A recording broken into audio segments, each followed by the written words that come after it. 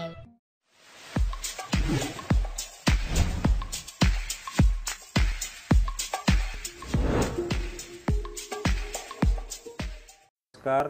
आपके अपने YouTube channel पर आपका स्वागत है।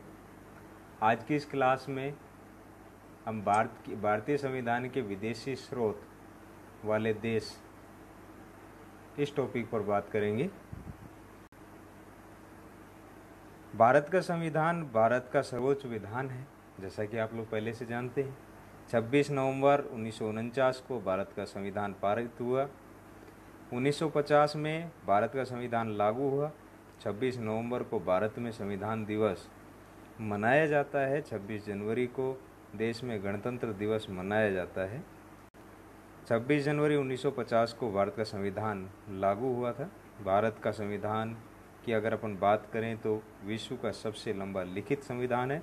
भारत का संविधान दुनिया का सबसे बड़ा लिखित संविधान है। इसमें लगभग बात करें तो 145,000 शब्द हैं, लगभग 145,000 शब्द हैं। संविधान निर्मात्री सभा के अध्यक्ष डॉक्टर भीमराव अंबेडकर थे। संविधान सभा के सदस्यों ने यह तय किया था कि वह आम सहमति से संविधान का निर्माण करेंगे, न कि बहुमत से। डॉक्टर अंबेडकर ने कई देशों के संविधान को पढ़ने के बाद भारत के संविधान को लिखा।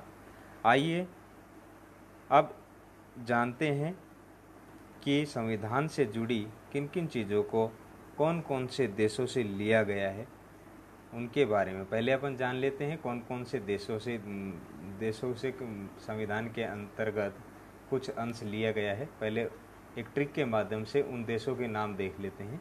वो ट्रिक है, जैसा आप देख रहे हैं स्क्रीन पर, रुक जा आबिद, आज, फ्रांस, अमेरिका। बहुत ही अच्छी ट्रिक है, आप आसानी से याद कर सकते हैं। ट्रिक को याद करने से आपको आसानी से ये सारे देश याद हो जाएंगे, है ना। तो इसमें जैसा आप देख रहे हैं शुरू में मैंने लिख भी रखा है, रू से रूस, कैसे कनाडा, जा से जापान, आ से आयरलैंड, बी से ब्रिटेन, द से दक्षिणी अफ्रीका, आ से ऑस्ट्रेलिया, उसके बाद जैसे जर्मनी। इसके बाद लास्ट के जो दो नाम है वो आप सीधे याद रख सकते हैं, अमेरिका और फ्रांस। इसके बाद अपन आगे चलते हैं, अपनी क्लास को आगे बढ़ाते हैं और अपनी चर्चा को आगे बढ़ाते हुए इनके बारे में कुछ विस्तृत देखेंगे।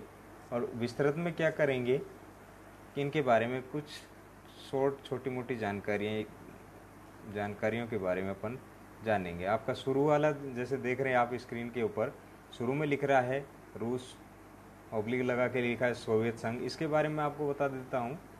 सोवियत संघ जो है वो 50 के दशक में रूस जो था वो पूरा सोवियत संघ था। सोवियत एक रूसी शब्द है जिसका अर्थ होता है असेंबली या परिषद। लेकिन बाद में 1991 में, यानी 1991 से पहले की बात करें तो लगभग 15 गणतंत्रात्मक शासन व्यवस्था वाले जो देश थे, देशों के जो हिस्से थे, भाग थे या कह सकते हैं, वो सभी इस सोवियत संघ के अंतर्गत आते थे। लेकिन 1991 में सोवियत संघ कई राष्ट्रों में टूट गया, अर्थात अलग अलग राष्ट्रों में विभक्त हो गया। इसके बाद अब यहाँ से अपने संविधान में क्या सम्मिलित किया गया है, मौलिक कर्तव्यों का प्रावधान, मूल कर्तव्यों और प्रस्तावनाओं में न्याय, सामाजिक, आर्थिक और राजनीतिक का आदर्श सोवियत संघ से लिया गया है। अब अगर अपने नेक्स्ट पर चलते हैं, नेक्स्ट आता है आपका, नेक्स्ट देश कौन सा है, कनाडा। जैसा कि आपने ट्रिक में पढ़ा था उसी क्रम में चल रहे हैं। कनाडा से भारतीय संविधान में संघात्मक विशेषताएं, क्योंकि जैसा कि आप भी जानते हैं भारत में संसदीय शासन पद्धति है, संघीय ढांचा बनाया हुआ है, राज्य सरकारों में बांटा हुआ है, केंद्र सरकार, और कहने का मतलब यह है कि उसने अपनी शक्तियों का विकेंद्रीकरण किया हुआ है। कुछ केंद्र के पास है, कुछ राज्यों को दे रखी है, इस तरह का। लेकिन फिर भी वो अपने आप में एक संघ है, अपने आप में एक ही देश है, अलग अलग कुछ नहीं है। संघात्मक विशेषताएं इसमें दी गई है, कनाडा से ली है। उसके बाद अवशिष्ट शक्तियां केंद्र के पास है। और केंद्र द्वारा राज्य के राज्यपालों की नियुक्ति की प्रक्रिया की बात करें या उच्चतम न्यायालय का परामर्श, न्याय निर्णय जैसी चीज़ें कनाडा के संविधान से ही भारतीय संविधान में सम्मिलित की गई है। इसके बाद नेक्स्ट पर अपन चलते हैं। नेक्स्ट पे आता है आपका जापान। जापान से विधि द्वारा स्थापित प्रक्रिया को जापान से लिया गया है, यानी कानून का शासन जो भारत में संचालित किया जाता है उसकी जो रूपरेखा है वो जापान से ली गई है, उसकी जो परिकल्पना की गई है वो भारत जापान के संविधान से ली गई है। नेक्स्ट आता है आपका आयरलैंड।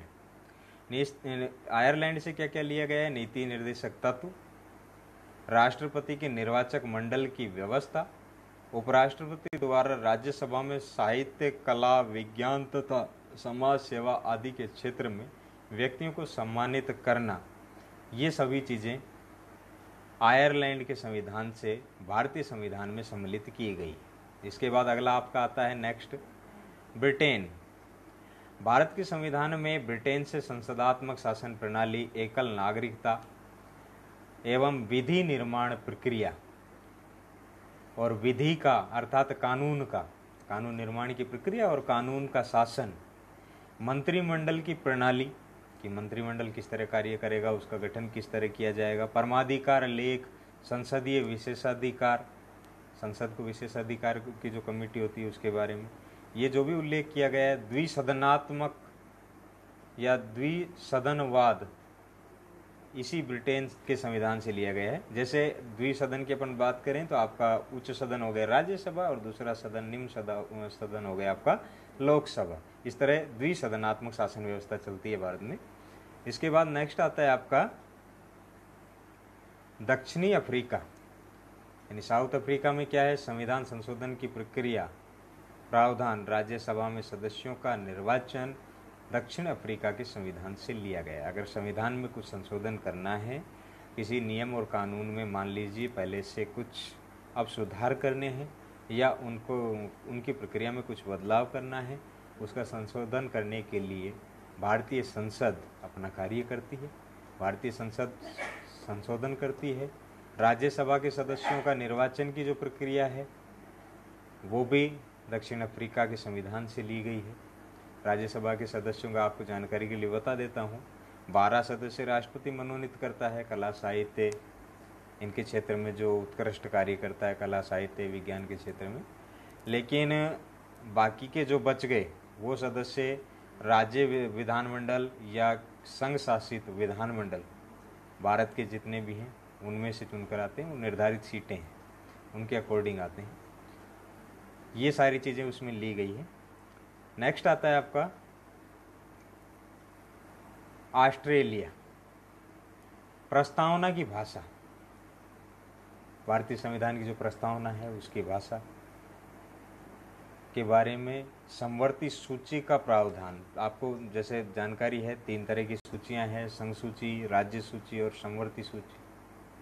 संघ सूची में केंद्र सरकार कानून बनाती है, राज्य सूची में राज्य सरकारों को कुछ अधिकार दिए गए हैं, वो अपने आधार पर कुछ कानून बना सकती है। समवर्ती में दोनों सम्मिलित रूप से कानून बनाते हैं। केंद्र एवं राज्य के बीच संबंध तथा शक्तियों का विभाजन और व्यापार वाणिज्य की बात करें, साथ ही संसद के दोनों सदनों की संयुक्त बैठक को ऑस्ट्रेलिया के संविधान से लेकर भारतीय संविधान में सम्मिलित किया गया है या जोड़ा गया है। नेक्स्ट आता है आपका जर्मनी। जर्मनी के संविधान से आपातकाल के दौरान राष्ट्रपति के मौलिक अधिकार संबंधी शक्तियां, आपातकाल के समय मूल अधिकारों का परिवर्तन जर्मनी से लिया गया है। अगर देश में आपातकाल की स्थिति हो जाए, जैसे युद्ध आदि की या भारी शक्तियों के आक्रमण की या वित्तीय संकट हो जाए, तो राष्ट्रपति आपातकाल लगाता है। ये सारे जो मूल अधिकार दिए गए हैं वो जर्मनी के संविधान से अपने संविधान में सम्मिलित किए गए हैं, अर्थात भारतीय संविधान में सम्मिलित किए गए हैं। नेक्स्ट आता है आपका अमेरिका, यूनाइटेड स्टेट अमेरिका। मौलिक अधिकार, न्यायिक पुनरावलोकन, मौलिक अधिकार दिए गए हैं, स्वतंत्रता का अधिकार, समानता का अधिकार, बाकी के जो अधिकार दिए गए हैं इस तरह का, और स्वतंत्र अभिव्यक्ति का अधिकार, इस तरह के हैं। अगली वीडियो में आपको पूरी डिटेल से बताएंगे। न्यायिक पुनरावलोकन, न्यायिक पुनरावलोकन होता क्या है? मान लीजिए किसी उच्च सदन और निम्न सदन ने दोनों ने कोई कानून पारित कर दिया, कोई बिल पारित कर दिया, कानून बन गया, राष्ट्रपति के सिग्नेचर हो गए, राष्ट्रपति के सिग्नेचर होने के बाद वो कानून बन गया, लेकिन फिर भी किसी को लगता है कि इस कानून में कुछ त्रुटियां हैं, तो वह उसके लिए सुप्रीम कोर्ट में अपील दर्ज करता है। वहाँ से क्या करता है, सुप्रीम कोर्ट को ये न्यायिक अधिकार दिया गया है कि वो उस कानून का पुनरावलोकन करें, अर्थात पुनरावलोकन करके उसकी जांच करें। अगर उसको उसमें कुछ तथ्य ऐसे लगते हैं जो उस कानून में कहने का मतलब ये कि कानून में कुछ तथ्य गलत हैं, तो वो उस कानून को रद्द भी कर सकता है। संविधान की सर्वोच्चता, न्यायपालिका की स्वतंत्रता, जैसा कि आपको पता है कि सरकार के 3 अंग हैं। कौन कौन से हैं? कार्यपालिका, न्यायपालिका, व्यवस्थापिका और न्यायपालिका। तीनों का स्वतंत्र रूप से अलग अलग कार्य है। न्यायपालिका को कार्यपालिका और विधायिका से, अर्थात जिसको मैं व्यवस्थापिका बोल रहा था, उससे अलग किया गया है। अर्थात ये दोनों न्यायपालिका के कार्य में कोई हस्तक्षेप नहीं करती है। इसके बाद नेक्स्ट आता है निर्वाचित राष्ट्रपति एवं उस पर महाभियोग। उसके बाद उपराष्ट्रपति, उच्चतम न्यायालय एवं उच्च न्यायालय के न्यायाधीशों को हटाने की विधि एवं वित्तीय आपातकाल लगाना, न्यायपालिका की स्वतंत्रता, ये सारी चीज़ें संयुक्त राज्य अमेरिका के संविधान से अपने भारतीय संविधान में सम्मिलित की गई है। इसके बाद नेक्स्ट आता है आपका फ्रांस से लिया गया है गणतंत्रात्मक व्यवस्था ली गई है। प्रस्तावना में स्वतंत्रता, समता, बंधुता के आदर्श सिद्धांत फ्रांस से लिए गए हैं। फ्रांस के संविधान से ये शब्द सम्मिलित किए गए हैं। इन सिद्धांतों को मानते हुए प्रस्तावना में इनका उल्लेख किया गया है कि सभी लोग स्वतंत्रता के साथ रहें, समता के साथ जिए, बंधुता के साथ आपस में मेल मिलाप करके रखें। इस तरह का गणतंत्रात्मक और प्रस्तावना में स्वतंत्रता, समता, बंधुता के आदर्श का सिद्धांत फ्रांस से लिया गया है। फ्रेंड्स, आज के वीडियो में इतना ही। मिलते हैं नेक्स्ट वीडियो में।